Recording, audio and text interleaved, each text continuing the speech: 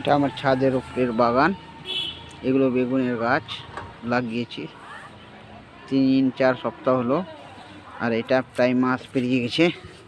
এখানে অনেক বেগুন ধরে আছে, আপনারা দেখতে পাচ্ছেন। নতুন গাছে দিয়েছে বেগুন। এবার অনেক জালি ফুল আছে। এটা ছোট্ট গাছ, দেখেন কতটা জালি, কত গাছে বেগুন ধরে আছে।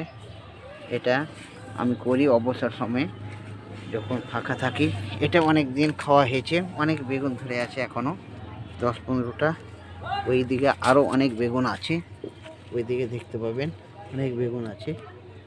আর এই গাছগুলো অনেক বেগুন দিয়েছে আমাকে, আর কিছুটা সময় নিচ্ছে, মানে আবার খাবার বেগুনের জল মাটি কিছু শুকিয়ে রেস্ট দিলে আবার বেগুন দিবে।